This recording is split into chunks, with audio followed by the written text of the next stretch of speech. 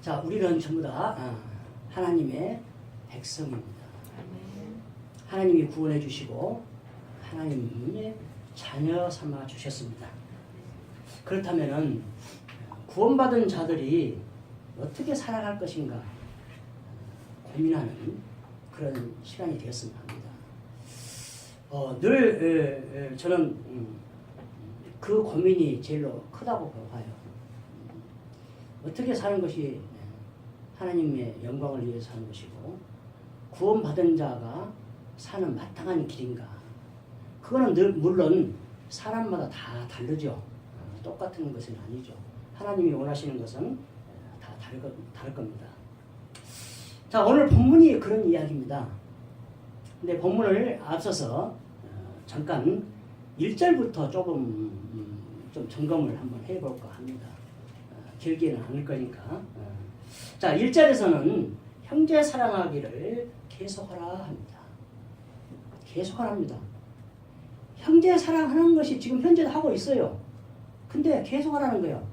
근데 다른 절하고 다르게 간단하게 끝나요. 이거는 무엇을 의미할까요? 힘써서 하지 않아도 된다는 얘기예요. 이거는. 그게 간단히 끝내고요.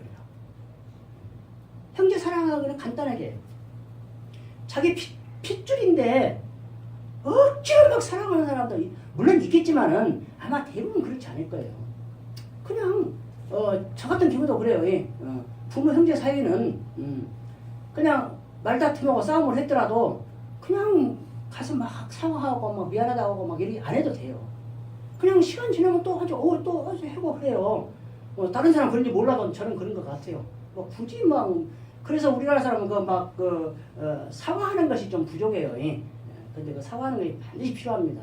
특히 부모 형제 간에는 그것이 조금 부족하더라도 괜찮지만 부부 간에는 반드시 해야 된다고. 그래서 형제 사랑을 계속하라고 했는데 간단하게 끝냈다. 2절 손님 대접하기를 잊지 말라. 그래놓고 부지중에 한 사람이 있었다. 근데 부지중에 했는 사람을 왜 이야기했을까요? 그 사람이 복을 받았기 때문입니다.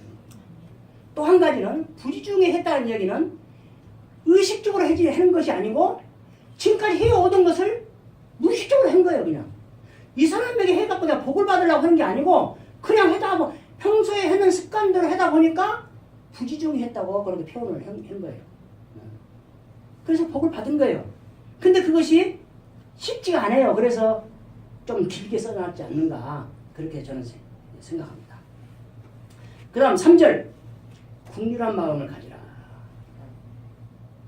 이 함께 하라는 거예요. 함께. 우는 자와 함께 하고 웃는 자도 함께 하고 우는 자도 함께 하고. 그게 성경 사상이에요. 하나님이 국률하신 하나님이기 때문에 국률한 마음을 가져야 돼요. 그런 마음으로 상대방을 바라봐야 돼요. 불쌍히 여겨져야 돼요. 그 사람이 나보다 못돼서 불쌍히 여기는 게 아니에요. 처음에 서두에 말씀드린 구원받은 자가 어떻게 살았으면 좋겠는가 고민하는 것이 그 이야기예요. 지금. 그런 마음으로 그런 눈으로 바라봐야 돼요. 그래서 국률한 마음을 가져라. 하나님이 우리를 불쌍히 여기고 국률한 마음으로 바라봤듯이 우리도 그런 마음을 가져서 예수 그리스도의 마음을 품으라. 그 마음으로 가져서 다른 사람을 그런 눈으로 봐야 된다. 내 눈으로 불쌍히 보는 게 아니에요. 예수 그리스도의 마음으로 보는 거예요. 그 마음을 품으라는 거예요. 4절 순결하라는 거예요. 침상을 더럽히지 마라. 순결하라. 왜 순결하라겠냐? 심판이 있다. 그 심판은 하나님께서 하신다. 하나님 심판이 있기 때문에 순결하라는 거예요. 5절 자족하는 삶을 살아라. 근데 그 자족하는 사람이 첫 번째 이야기하는 것이 돈을 사랑하는 거예요. 돈을 사랑하는 것이 일만 악의 뿌리라고 이야기를 했습니다. 그렇기 때문에 돈을 사랑하는 것이 자족하는 삶이 못 된다는 얘기예요. 돈을 사랑하면은 자족감이 없어요. 왜? 이 마음이 너무 넓어서 끝도 없어. 욕심이 아주 끝도 사끝도 없어. 그 다음 6절에서 오늘 본문 5절 전까지 14절까지는 여러 가지 이야기를 하고 있습니다. 거기서 근데 중요한 것은 형식에서 벗어나라는 거예요. 유대인의 그 형식, 제사 드리는 그 형식. 우리가 드릴 제단이 있다. 그 제단은 뭐냐? 십자가의 보혈의 제단이다. 그 십자가는 오늘 15절에서 이야기했듯이 예수 그리스도로 말미암아서 되기 되는 것 때문에 그 예수 그리스도는 어제나 오늘이나 영원토록 동일하신 예수입니다. 그 이야기를 하면서 오늘 본문으로 들어가게 됩니다. 본문으로 들어가면서 찬송의 제사를 드리라고 합니다. 근데 그 찬송의 제사가 예수 그리스도로 말미암아서 드려야 된다는 거예요. 근데 앞에서 8절에서 말했듯이 예수 그리스도는 어제나 오늘이나 영원토록 동일하신 하나님이에요. 변함없는 하나님이요. 근데 그 하나님으로 그 예수님으로 인해서 그 예수님으로 말미암아서 찬송의 제사를 드리라는 거예요. 근데 그 찬송의 제사는 오늘 드리고 내일 안 드리는 게 아니고 항상 해라. 항상 드려야 돼. 항상 찬송의 제사를 하나님께 드려야 된다는 거예요. 하나님께 드려야 된다. 근데 그 하나님께 드리는 찬송이 어떤 찬송인가 성경에서 잠깐 몇 개만 제가 발췌해 왔습니다. 시편 22편 3절. 이스라엘의 찬송 중에 계시는 주여 주는 거룩하십니다. 자, 이스라엘의 찬송, 우리들의 찬송 중에 하나님이 계신다는 거예요. 찬송이 이렇게 중요하다는 거예요. 이스라엘 중에 우리 이스라엘이 여기서 꼭 유대인들 이스라엘 민족을 말하는 게 아니고 하나님을 믿는 모든 사람들을 이야기하고 있습니다. 그 사람들이 부르는 찬송 속에 하나님이 거주하신다, 함께 하신다는 의미입니다. 시편 22편 25절. 나의 찬송은 주께로부터 온 것이다. 내가 찬송을 하는데 그 찬송 중에 예수님이 계시는데 그 찬송은 그렇게 드리는 찬송은 내가 드리는 게 아니고 주께서 드리게 하셨다. 내가 한 것이 없어요. 이게 성경적인 전체적인 맥락입니다. 전체적인 맥락. 시편 40편 3절. 새 노래 곧. 자, 새 노래를 뭐라고 했어요? 설계한 거 생각이 납니까? 새로 작곡해서 작사 작곡해서 부르는 노래예요? 아니에요. 옛사람을 버리고 예수 그리스도로 인해서 새 사람이 된 그 사람이 예수 그리스도 마음을 품고 부르는 것이 새 노래예요. 헛노래 새 노래가 없는 거예요. 거듭난 자가 부르는 것이 새 노래예요. 새 노래 곧 우리 하나님께 올릴 찬송을 내 입에 두셨으니. 그것도 누가 했어요 지금? 하나님이 내 입에 두셨대요. 그럼 나는 그냥 뱉기만 한 거예요. 지금 오늘 하나님 말씀을 전하는 것도 내가 김방현 목사가 하는 게 아니고 하나님이 내 입에 두셔서 하셨다는. 그래서 내 입에 파수꾼을 세워달라는 거예요. 아멘. 저의 제일로 단점이 요거예요 지금. 근데 죽을 때까지 간대. 사도 바울처럼 육체의 가시가 없어지지 않았듯이 죽더라 간대를 난지도 모르겠어. 근데 희망을 갖고 죽을 때까지 한번 해볼 거예요. 네가 이기나 내가 이기나 한번 야복강에서 씨름하듯이 한번 할까요? 해라고요. 날마다 항상 찬송 제사를 드리듯이 날마다 그 말을 내가 빼지 않고 기도합니다. 안지나 서나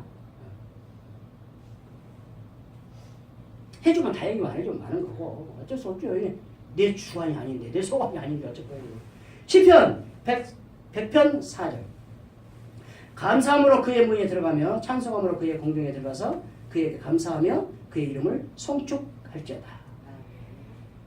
자, 여기서 감사도 나오지만 찬송함으로 그의 궁정에 들어간대요.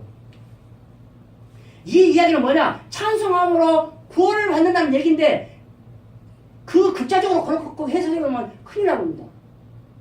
구원받은 자가 아까 말한 대로 새 노래, 거듭난 자의 노래로 부르는 것이 궁정에 들어가서 부르는 거라 이 말, 이 뜻이지. 찬송한다 해서 감사한다 해서 구원받은다 하면 큰일 나봅니다. 그에게 감사하며 그의 이름을 송축할지다. 자, 이사야서 42장 8절. 나는 여호와이니 이는 내 이름이라. 나는 내 영광을 다른 자에게 내 찬송을 우상에게 주지 아니하리라. 자, 보십시오. 내 이름이 여호와라고 해놓고 나의 영광, 내 찬송이라고 해요. 우리 입에 두신 그 찬송이 누구 것도 아니고 여호와 하나님 거래요. 근데 그거를 다른 사람에게, 다른 신에게 주지 말라는 거예요. 그게 우상에게 주지 않는다는 거예요. 근데 우리는 그렇게 주고 있을 때가 너무 많죠. 예? 돈에게 주고, 자녀에게 주고, 푸닥거리 하는 데다 주고. 우리 새별교회는 그런 일은 없겠지만은, 선거할 때만 되면은 점집이 아주 문전성시를 한답니다. 근데 거기에 놀랍게도 기독교인들이 너무나 많다는 거예요. 불안하거든, 떨어질까봐. 그러니까 뭔가는 잡아야, 그 심정은 제가 이해는 가요. 제가 그때는 예수를 안 믿었을 때지만은, 우리 자글령, 강경화 걸렸을 때, 지푸라기를 잡는 심정으로, 푸덕거리는 해도 안 갔어요. 근데 우리 형수가 간다는 건 내가 말리지를 못하겠더라고요. 그걸 제가 잊어버리질 않아요. 그때 제가 예수를 안 믿었지만은, 그래도 예수를 생각하고 있을 때니까, 우리 엄마로 인해서 생각하고 있을 때니까, 그거를 말렸으면 어쩔까? 지금 제가 한번 그걸 생각해봅니다. 이제 목사 되고, 그걸 생각해봐요. 만약에 그때, 우리 형수가 그것 때문에 언쟁을 벌인다든가 했다면은, 지금 내 인생이 달라지지 않았을까? 그렇게 생각해봅니다. 저는 이거 근거 없는 이야기는 아니에요. 하나님은 그런 자의 편을 들어요. 그런 자의 편. 기둥이 다 없애보잖아요. 그자는 편을 든다니까요. 그거 제 말이 아니에요. 그건 성경에서는 깨달은 것을 말씀드린 거예요. 아마 아쉬운 점이에요, 그게. 되돌아갈 수는 없어요. 그러나 아쉬운 것을 바라보고 분석하는 것은 앞으로 그러한 일이 없게끔 하기 위해서요. 오늘 전도사님 오늘 기도도 했지만은 우리나라 정치 상황이 이렇게 됐을 때 그거를 앞으로 그런 일이 없게끔 하기 위해서 분석하고 비난하고 비난하면 안 되겠지만 비평하고 해야 돼요. 근데 그것마저 그러고 하니까 교인들은 하면 안 된다고 하면 안 돼요. 토론해야 돼요. 우리나라 토론의 문화가 너무 없어요. 그래서 저는 그걸 말씀드렸잖아요. 저는 목회자들뿐만 아니고 우리 유수장철 전도자는 있을 때는 했는데 설교 가지고 평을 해요. 몇 시간 동안. 2개의 설교 가지고 오전 오후 가지고 몇 시간 동안 해요. 저는 그게 필요하다고 봐요. 우리 성도들끼리도 그 모여서 목사님 설교, 오후에 설교한 것을 가지고 나는 이렇게 듣겠다. 목사님 설교가 장단점이 그거 목사님이 설교했다고 해서 뭐 잘못된 거 없는 거 아니에요. 목사 잘못할 수 있어요. 무엇이 잘못했고 무엇을 잘했다. 장단점을 반드시 이야기해야 돼. 그게 토론이에요. 나 같으면 어떻게 했다. 나는 어떻게 이 본문에서 깨달았다. 이렇게 해야 돼. 전혀 없어요. 그거를 하라고 구역예배를 하는 거예요. 원래 구역예배 취지가 그거예요. 성도들과의 교제를 하는 게 하나님 말씀을 오늘 주일날 말씀을 선포한 것을 금요일까지 살아보니까 그래서 금요일날 정해놓은 거예요. 우리 믿음의 선지들이 아주 기가 막히게 다 해놓은 거예요. 그래서 살아보니까 실제적으로 삶을 살아니까 어떤 거 힘들고 어떤 거 쉽고 내가 해보니까 이런 것이 생기고 이걸 깨닫고 내가 이것을 해서 감동을 받아 울고 했기도 했다. 그래서 서로 이거를 나눠야 돼요. 근데 밤낮 모여서 그런 이야기 안 쳐. 밤낮 뭔 이야기해? 먹고 사는 이야기, 여자들은 화장품 이야기, 귀속 이야기, 귀금속 이야기, 명품 백 이야기. 백 조건 들고 나면 뭐가 있어? 담고만 다니면 되지. 예수님 담고 다니는 내 그릇이나 잘 깨끗하게 잘 간수해요. 답답해요 참. 근데 그렇게 말하는 저도요. 목사들 만나도 서로 헛듣고 다 해요. 제가 안 해서 하는 건 아닙니다. 하나님 말씀을 그대로만 전하는 거예요. 오해하시면 안 돼요. 너나 잘 살아라 그러면 안 돼.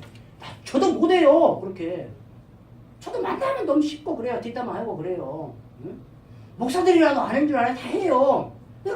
하고 나서 또 후회해. 돌아서면 또 후회해. 야, 얘네 안 해야 되는데. 은혜의 말씀만 나누고 성령의 말씀만 하고 말씀만 능력의 말씀만 전해 서로 나누고 해야 되는데 그거 할 때도 있어요. 이거 없는 건 아니에요. 근데 아마 그냥 풀테지로 따지면 한 6대 4나 될 것 같아요. 빌립보서 1장 11절 예수 그리스도로 말미암아 의의 열매가 가득하여 하나님의 영광과 찬송이 되기를 원하노라. 누구로 말미암아? 예수 그리스도로 말미암아 의의 열매가 맺어야 된다. 근데 열매는 내가 맺는 거 아닙니다. 그래서 오늘 제목을 입술의 열매라고 정했지만은 오늘 본문은 찬송의 제사예요. 근데 입술의 열매가 내가 너무나 취약하고 했기 때문에 단점이기 때문에 내가 그거를 해놓은 거예요. 왜? 이거 한번 쓰면서 기도한 거예요. 내가 놓고 좀 되자. 입술의 열매를 좀 맺자. 그런 의도였어요. 근데 오늘 본문의 핵심은 찬송의 제사입니다.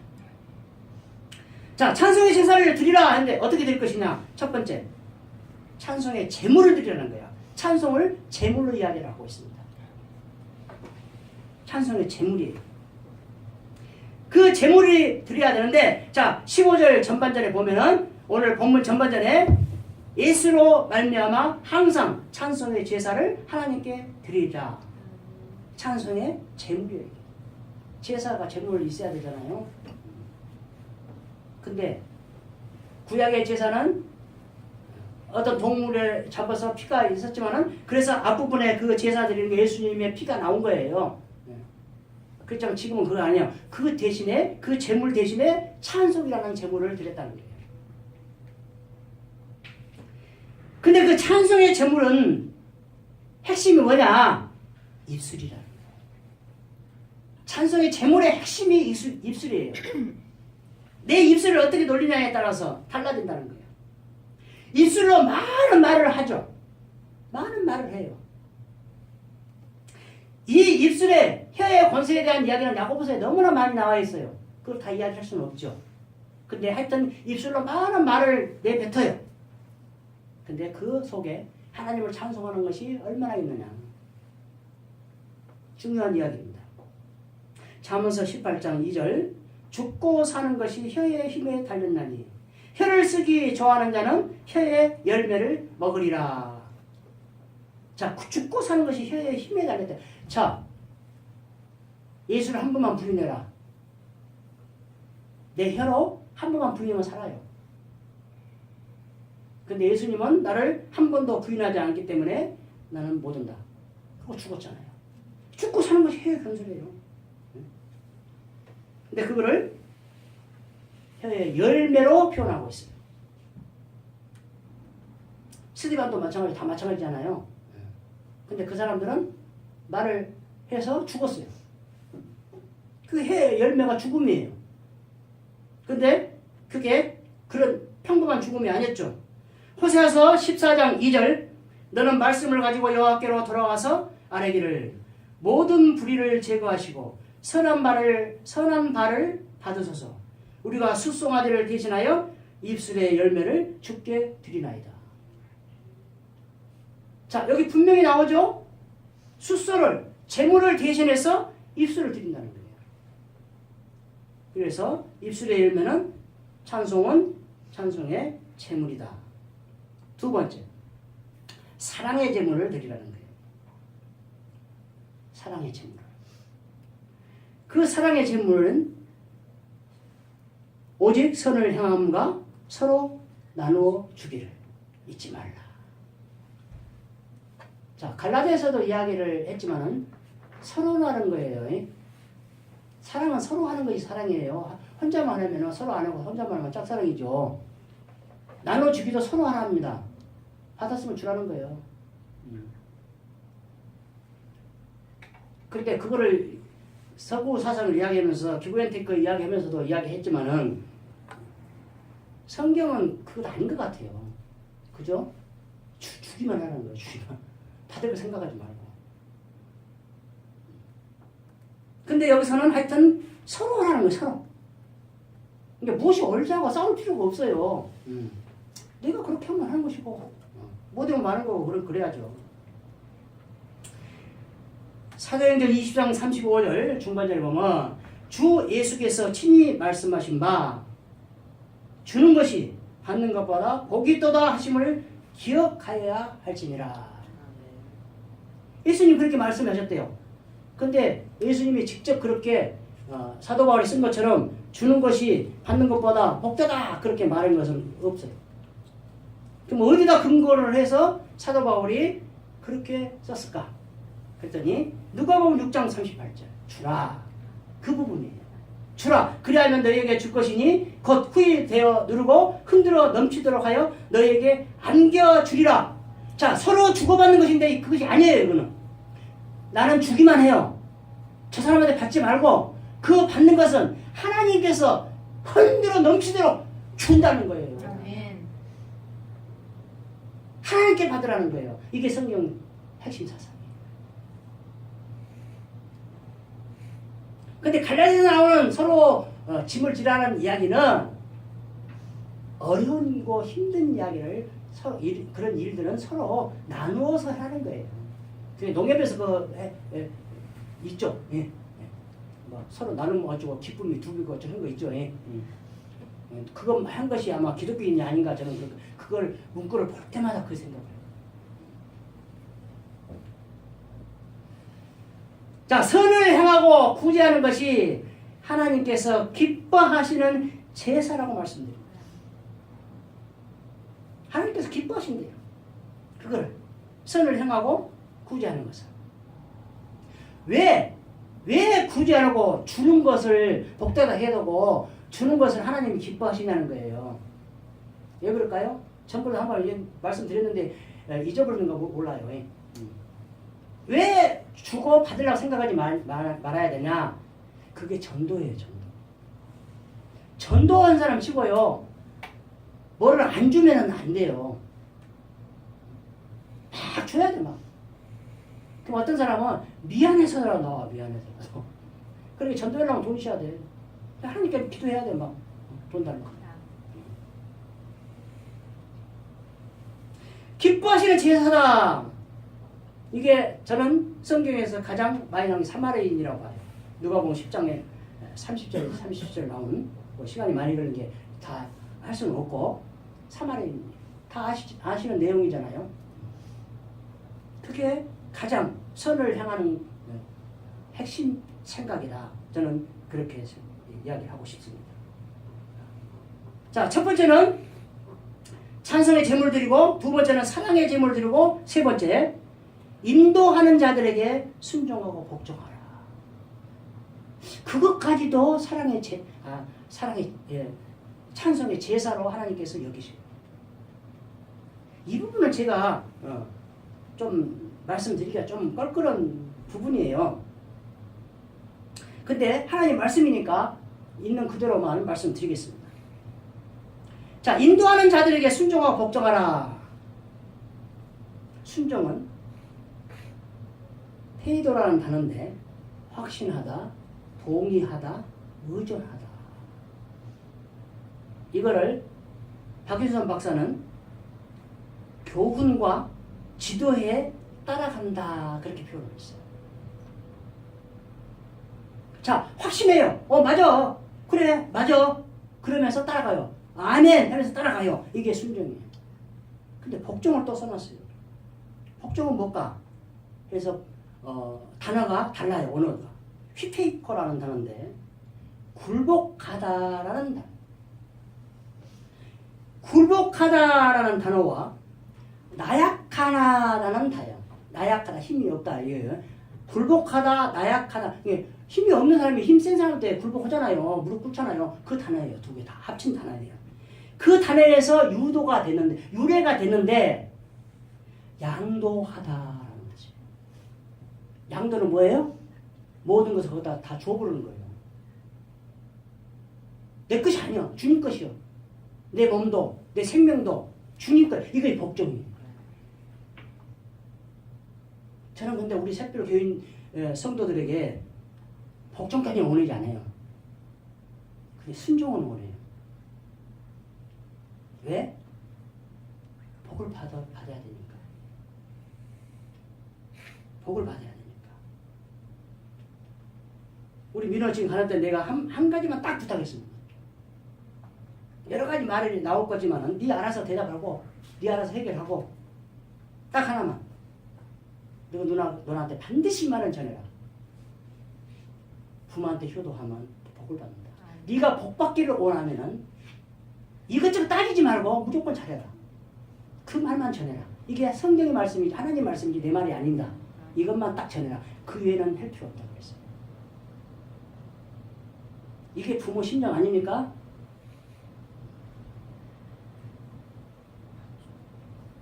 자, 근데 여기서 너희 인도하는 자들에게 순종하고 복종하라 말과 그 뒤에 그들은 하고 그 말 사이에 한 단어가 여기는 개정판에는 빠졌어요. 언어에는 여기가 왜냐하면 써졌어요. 그래 맞겠죠. 순종하고 복종하라. 왜냐하면 그들은 그 이유가 나와요.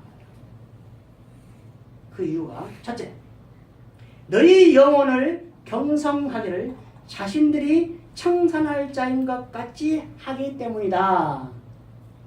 좀 여기는 해설이 필요하죠. 해설이 필요한데 박유선 박사가 해석해 놓은 것을 읽어드리겠습니다.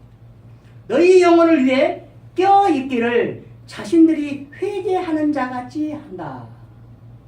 이해하시죠? 그 인도하는 자들을 위해서 순종하고 복종하는 이유가 네 영혼을 위해서 껴있어서 기도하고 또 뭐를 잘못했으면 자기들이 잘못한 것처럼 그렇게 기도한다는 거예요. 여러분 그 기도 해봤습니까? 요즘은 내가 우리 나영에 대해서 조금 기도를 좀 소홀히 하고 있는데 처음에 개척해놓고 너무나 힘들어서 나영이만 놓고 기도하면 울어져요. 하나님 용서해달라고 제가 대신 비는 거예요. 이게 지금 청산할 자의 그 단어예요. 그 사람의 잘못을 내 잘못을 생각하고 비는 성경에 있는 믿음의 선지들이 다 그렇게 했지 않습니까? 사사들도 다 그랬고 주여 용서하옵소서. 응? 그게 뭐 자기가 잘못해서 그렇게 한 건 아니잖아요. 이게 오늘 청산이라는 단어예요. 그게 회개라는 단어입니다. 두 번째 17절 후반절에 있는 이야기죠. 그렇지 않으면 너희에게 유익이 자신들의 유익을 위해서 순종하고 복종해야 된다는 거예요. 자신들의 유익을 위해서. 왜 그런가? 그 뒤에 설명이 또 나와요. 그들이 그 일들을 하는데 즐거움을 하고 근심을 하게 하지 말라. 즐거움으로 하면은 나에게 유익이 오고 근심으로 하면 나에게 유익이 없다. 그 이야기죠. 이거 뭐 누누이 설명 안 해도 되겠죠. 제가 껄끄러워서 그래요. 껄끄러워서. 뭐 나한테 꼭 잘해라는 의미로 들릴까봐. 그걸 알아서 판단하세요. 다 아는 이야기니까. 너희를 위해 즐거움을 할 수 있게 하라. 그 이야기는 자랑스럽게 여길 수 있도록 하라는 거예요. 여러분에게 조금 미안하고 좀 아쉬운 점이 그거예요. 저는 다른 목사님들처럼 막 자기 사람들을 막 자랑하고 막 간증하고 막 했으면 좋겠어요, 저도. 근데 그 간증을 막 하고 한 것들이 왜, 그 역사 일어난 거 막 돈 막 들어오고 막 그런 대부분이 그런 거예요. 그냥 나 들기가 싫어요. 진정 내가 원하는 것은 내 성도가 믿음이 막 자라는 것, 내 자녀가 태어나서 걷고 기어다니고 걷고 막 키가 자라고 막 하는 모습을 볼 때 부모가 기쁘잖아요. 그거를 좀 자랑해 봤으면 좋겠다. 이것도 기도하고 있습니다. 이 죽을 때까지 되려면 안 되려면 몰라요. 한테 기도하고 있습니다. 빌립보서 4장 1절 그러므로 나의 사랑하고 사모하는 형제들 나의 기쁨이요 멸류관인 사랑하는 자들아 이와 같이 주 안에서 살아.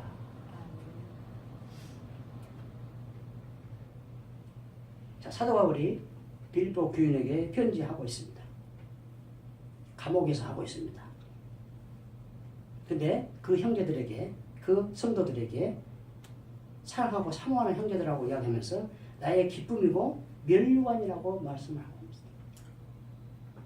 너희들을 생각할 때만 내가 기쁘다. 그 대신 또 너희들 때문에 내가 하나님께서 나에게 면류관을 주셨다. 상급을 주셨다. 그 이야기죠. 얼마나 대단한 얘기입니까 지금. 아마 저도 여러분 때문에 상급 있을 거예요. 뭐 전혀 지금 아까 이야기했다고 해서 그거 전혀 없는 것처럼 들으면 안 돼요. 왜냐? 지금 이 시간 이렇게 딱딱한 자리에 앉아 있는 것 그 자체만 해도 힘든 이야기라니까요. 하나님은 그것도 그러나 믿음의 분량에 따라서 하라는 거예요. 어떤 성도는 이런 딱딱한 의자에 앉아있는데 하나님 잘했다고 고맙다고 막 기쁘다고 박수를 쳐주지만 어떤 성도는 아니에요. 왜냐? 그 사람한테 그거는 요구하는 거 아니에요. 어린애에게는 걸어다니는 것만 해도 그냥 막 기쁘자고 좋잖아요. 근데 20살 먹어갖고도 그거 갖고 기쁠까요? 아니라는 거예요.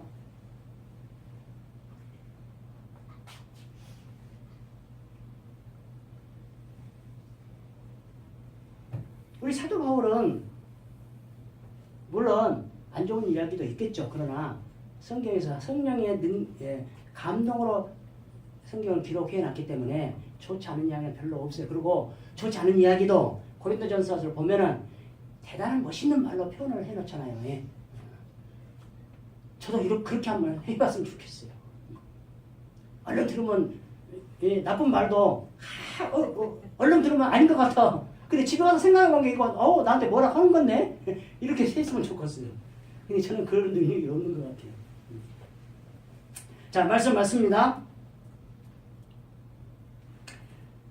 이거를 아까도 말씀드린 박윤선 박사가 마지막 이 본문을 놓고 마지막 정리해 놓은 것을 읽고 끝내겠습니다. 근데 오늘 사도 바울이 본문을 써놓고 18절에서 기도를 18절 19절에 그러니까 앞뒤로 제가 읽어보라는 것이 그런 이야기예요.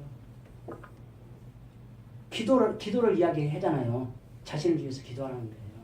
기도 부탁을 합니다. 자, 박유도 박사가 써놓은 마지막 정리를 읽고 끝내겠습니다.